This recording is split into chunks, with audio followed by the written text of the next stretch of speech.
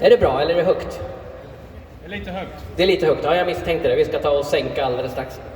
Men medan vi gör det så är det så att ni som har varit med tidigare, ni vet ju vad som händer. Det är dags att, som jag sa, plocka upp vår sista gäst på scenen. Jag har ett gäng frågor, ni har möjlighet att ställa frågor. Så är det så, räck upp en hand, ska vi försöka få ut en mikrofon till er. Vill ni inte prata engelska så går det jättebra att ställa frågan på svenska. Jag översätter så gärna. Och ni som har varit med tidigare, ni vet att det finns ingenting som våra gäster uppskattar mer än eran kärlek. Och den visas ju såklart bäst genom jubel. Så jag vill bara testa igen. Hur högt kan vi låta till vår sista gäst? Jag tror att ni kan högre. Hur högt kan vi låta till vår sista gäst? Precis så där vill jag att vi låter. För vi har ju sett honom i tv-serier såsom X-Files, Sons of Anarchy, True Blood och Jack Reacher. Han har spelat tillsammans med både Bruce Willis i Die Hard och Samuel Jackson i The Hitman's Apprentice och Joaquin Phoenix i Walk the Line, bara för att nämna några av alla hans produktioner. Men det är förmodligen som den elaka roboten i T-1000 i Terminator som vi känner honom bäst. Ladies and gentlemen, please give a warm welcome to Robert Hammond Patrick! Yeah!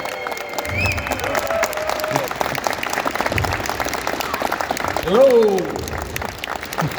Welcome! Hello everybody, thanks for staying.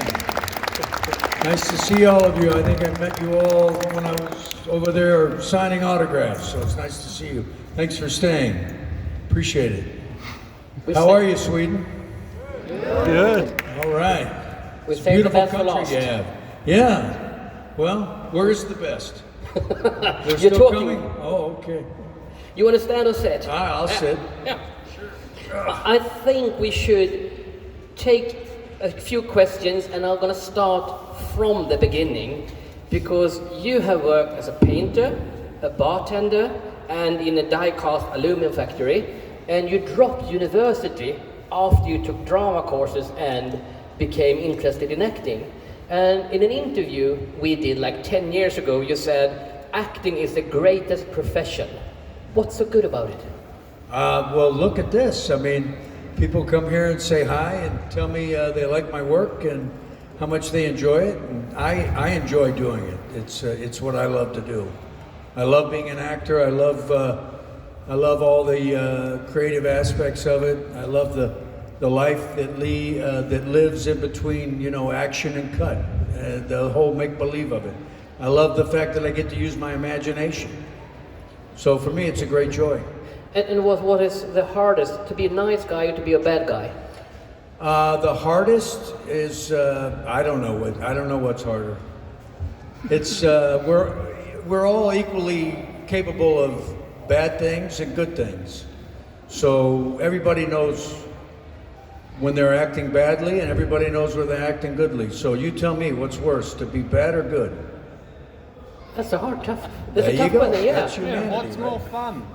Exactly. What's more more fun? I think being a good guy is more fun. It's interesting that you say that because I googled a bit prior to this interview, and it says on the Internet Movie Database, and I quote, "He frequently plays corrupt, homicidal and unfriendly characters due to his intense presence and cold blue eyes." Do you agree? Thanks, Mom. We need, of course, talk a bit about, I would say, your big break, the T-1000 in... Sure. And I heard, I don't know if it's a rumor or not, that you are afraid to get fired while filming. Is that... Yeah, I had a great fear that I might get fired while I was making that movie. The whole experience was so surreal. I was an unknown when I got cast in that role, and I just kept thinking that this is too good to be true. Sooner or later they're going to knock on the door and the real actor that's playing the part is going to come in, and it's not going to be me. But I made it all the way through. And what were your thoughts when you accidentally hit Arnold during a fight? My thoughts were immediately, we have another fight scene to do, and since I've hit him, he might retaliate on the other fight scenes, so I got a little nervous about that. But Arnold is such a gentleman that, of course, he didn't. He's a classy guy. That's good. And I also heard prior to becoming the T1000, you started training wushu and you started a special diet. I had already had a little bit of wushu training, but there was a guy, a friend of mine that I knew, and once I got the role, I started working with him a little bit harder.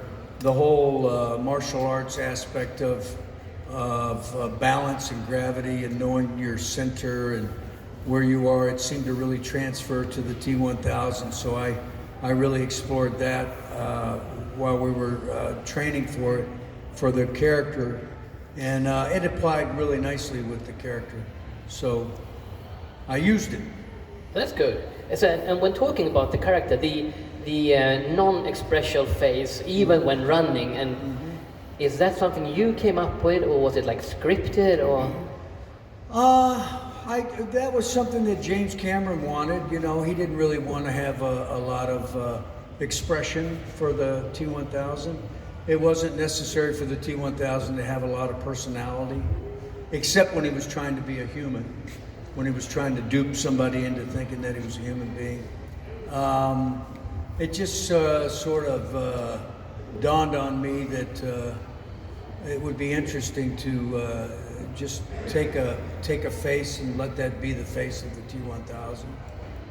How to do that and transfer that to the, limiting his physical exertion when he was doing anything, just blank. That was difficult, but that's what we worked on. And what about the famous finger wink? That's Jim Cameron. It's Jim Cameron. Yeah, I didn't do that. Well, you did do it, but yeah, it was his idea. And it made a mark in history, of course. Yeah, it's pretty iconic. It's pretty iconic. And while talking about the T1000, I heard that when you were filming Fire in the Sky, you got a call from Arnold asking you to reprise that part. Is that correct? I don't think it was while I was filming Fire in the Sky. I think I was doing another movie. I don't remember what the movie was at the time, but yeah, he asked me to. He had seen the cameo I did in Wayne's World and the impact that had on that movie. And he thought it would be a good idea if I came back and did a cameo of the T1000. And he called me, and I can't remember, I feel like I was doing an ADR, additional dialogue recording for something, and he called me up and asked me to do it. And it's hard to say no to Arnold. So, if I understand correctly, you flew from Arizona to California to do a 3-second cameo for free. No, that's not true. I don't know where you got that information. I was in Los Angeles, and they paid me. Oh, okay. Yeah, and I drove from my house down to the studio and shot the scene. You see, everything you find on the internet isn't true, right? That is correct. Everything that you read on the internet may not be true. Can you guys understand me pretty good? Yeah. Y'all's English is pretty good? Yeah. Okay. Well, all right. I mentioned like... You guys are hard to read. You're really hard to read. It's that Nordic blood you have going through you right there. They are blank, you know. They're a tough crowd. While filming, I heard that when you filmed like Fire in the Sky, yeah, you gained weight, you grew a beard just to be unrecognizable, or... I'll tell you, yeah, what that was, Christian, that was after I did the T1000. Oh, it's such a long effing story. I did that for you. I was an unknown when I got that role, and that is the reason why I think people really accepted the performance and bought and believed the character of the T1000, because they had no preconceived notion of who I was. They had never seen me before as an actor, and here I am as the T1000. Well, when the movie came out, every time I went to try to get another job, all the people that saw me, all they could see was the T1000. So it dawned on me that my life expectancy as an actor is not going to be very long if I can't get them to see past the T1000. So how am I going to do it? And I decided to disguise myself. And the best way to do that was to alter my physical appearance. So I gained weight, grew my hair long, grew a beard, and did Fire in the Sky. Cool. And then people didn't know I was the same guy. That's acting. That's acting. And talking I about... hear Star Wars themes everywhere. Yeah, they have this Oh, they have a parade. parade. May the Force be with you. And Can't do it. This hand's fucked up. There you go. This is Star Trek. Yeah, I know. Star Trek, Star Wars, whatever. One of them's got William Shatner and the other one's got Harrison Ford. And while talking about acting and acting classes, Yeah. I heard that when filming Sopranos, you said it was like the best acting class ever. Did I say that? Yeah, Is that a quote from the internet? that's correct. Ah, it must be true. Must be true. Well, The Sopranos. Has everybody seen The Sopranos? Some of you have seen it. I played a guy named David Scatino, and David Chase had asked me to do The Sopranos. And my guy was an addicted gambler. So I went to Gamblers Anonymous, and I met with some guys and tried to get an understanding of why they had become addicted to gambling. And that's kind of what I based that whole character on. Those guys are all great actors, and I did have a ton of fun working with them, especially Jimmy Gandolfini. Intense actor. Very, very intense. Yeah, but he was kind of typecasted as well. Was he? Yeah, I would say. He's always like mafia, right? No, I've seen him do other roles where he wasn't always mafia. I disagree. True. And we can disagree. I like that. I disagree with Christian. And talking about not typecasted, if you're going to talk Copland, Yeah. for example, Yeah. I heard that you said it was very special to you filming Copland. Yeah, Copland was incredibly special. That was before The Sopranos, and very similar because it was such a great cast. Robert De Niro, Sylvester Stallone, Harvey Keitel, Ray Liotta, Peter Berg was in that, Michael Rappaport. It was just fantastic actors, and it was a great script. And to be able to work with Sylvester Stallone was really, really exciting for me. And they're great actors, and you don't want to mess it up. You want to be ready to play with them. So, Of course. yeah. And when we're talking great actors, I saw that Andy Garcia is directing a production called Diamond. Yes, he wrote it and directed it, and I'm in it. You're in it because the cast is like, wow. Yeah, it's a great cast. It's a cast of Brendan Fraser, Dustin Hoffman, Bill Murray, Danny Houston, among others. Yeah. What can you tell us about that? It's an exciting movie that Andy wrote. It's film noirish, and it's got a great plot twist. I don't want to give away, but he wrote it. It's a passion play of his, and Andy's a friend of mine. He asked me to do it, so I was thrilled to do it. Yeah, Of course. and that's about all I can tell you. Okay, we're looking forward to see more of it. Yeah, I don't want to give it all away. While talking about giving things away, and please, this is a spoiler alert. Peacemaker. What about it? In season 1, Yeah. your character dies. Sure. What did you think when the production asked you to come back for season 2? I was curious how that was going to work. In what capacity would I come back if I was dead? And then that's part of the storyline for season 2 is how did I come back? And how is it to play a character that's not the same character? Well, he is the same character, but he's in a different mindset, a different dimension, True? and he's a nicer guy. Oh, much nicer. Did you guys see Peacemaker? Did anybody? Yes. So season 1, I'm a Nazi white supremacist, pretty awful human being, and in season 2, I'm a loving dad, Yeah. and I'm a superhero. I went from being a villain to a superhero. Pretty cool. That's the brilliance of James Gunn. That's all James Gunn.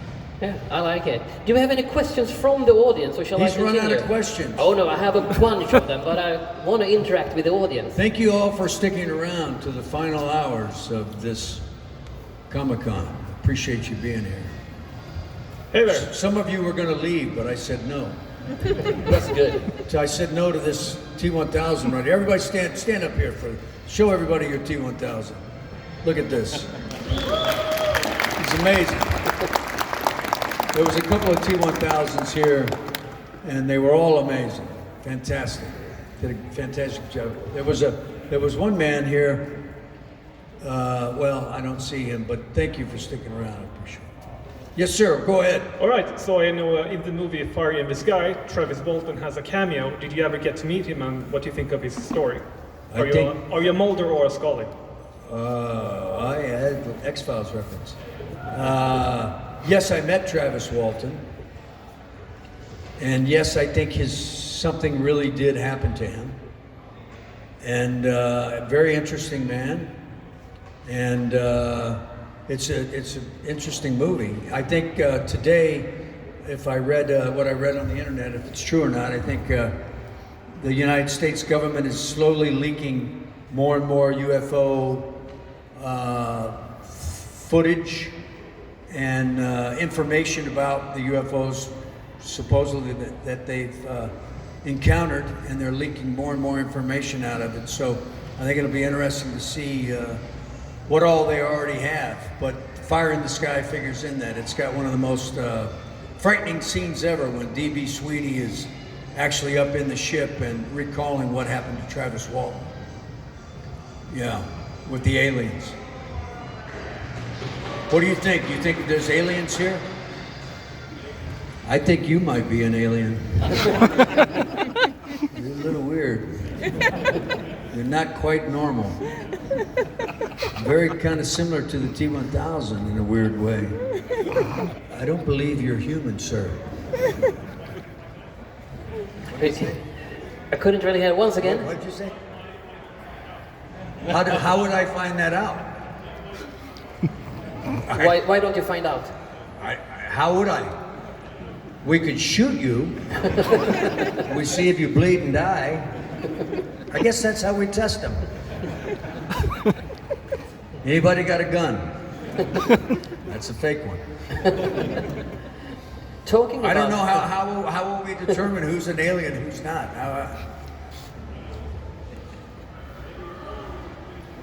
I can't hear him. Maybe we're all a bit alien. Maybe we'll all be the aliens? We are all a little bit alien. A little bit alien. No. But yeah, the same God that made you made me, so we're here. Nice kidding with you. Thank you for having a sense of humor. Absolutely. I want to talk about stunts. Why? Because I'm very I don't do interested. stunts. Well, in Scorpion, I Yeah. heard you did your own. I did one in particular that you're probably going to ask about. Well, I'm just curious why you did it yourself and not use a stunt double as people For that usually- stunt? Yeah. Well, for every red-blooded male out here, if you had the opportunity to go on top of a huge dam and have a crane with a wire, and they pick you to the wire with a little harness and drop you 267 feet down over the side of this dam, and you get to run on this dam, on this wire, swinging about 267 feet above the ground. I mean, who's going to turn that opportunity down? Right? Yeah. I was like, hell yeah. As a matter of fact, the stunt guy came to me and said, Robert, we're going to do this thing where it's a practical meaning it's part of the story that you're going to be harnessed. We're not trying to hide the fact that there's a crane and there's a wire. That's all written into the storyline. And we drop you down and you go down and fix this dam and fix it. He said, we're going to use you. And I said, fantastic. And I remember that day I was going to work. It was early in the morning, and I explained it to my wife. I said, "You're not going to believe what they're going to do today." And she said, "What's going on today?" And I said, "Today's the day I get dropped off 267 feet off the top of a dam, and I get to run on the dam." She says, "You're doing that today?" And I said, "Yes." She said, "Oh, I got to see this. I'm coming to work with you." So she came to work with me that day, and she called my business manager and my lawyer and said, "Our life insurance policies are all up to date, right?" Just making sure, just in case it didn't work out, she was going to collect some money. That's my wife. And talking about like life insurance and falling out of a cliff, Yeah. I heard that. Have you ever jumped out of a plane? No, why should I? It works. Yeah, because you get the parachute. Hopefully, yeah. It's fun. I Have you ever tried. done that? I never ever. I thought about it, Has but now I'm too old. anybody skydived? So you know the thrill. It's exhilarating. You know, the funny thing is when you skydive, you think the first time you do it, you think it's going to be like riding a roller coaster, like you're going to feel it in your stomach when you go out. But when you go out, that's not that sensation at all. All of a sudden you're out and it's just nothing below you and you're falling. I mean, it's cool as hell. It's pretty neat. I loved it. Do you still do it? No? Yeah. Yeah, my wife kind of cut that off too after a while. I did it twice. Oh well. Yeah, I was talking about falling actually, because Yeah. prior to Christmas Yeah. 2024, Yeah. I heard you fell off a step ladder. I did fall off a step ladder. Yeah. Yeah. What happened? I blew my ACL. Oh. Yeah. And you guys know what the ACL are, right? Yeah. Korsband in Swedish.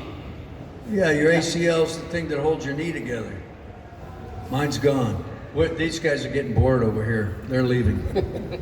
He's done. I signed some stuff for him though. He's a nice guy. And Yeah, how about that? Imagine that. After all that stuff I've done, I fall off a frickin' step ladder. How about that? it's just, Hurt like hell. I can imagine. Does anybody ever blown your knee out? It hurts like hell, doesn't it? It Sure does. sure does. And as I said, Robert, I still don't have an ACL over here. But you still can do squats and you can work. Yeah, I can still. I've strengthened it back up, but it's it's just not as strong as it should be. I wish I had an ACL. Yeah.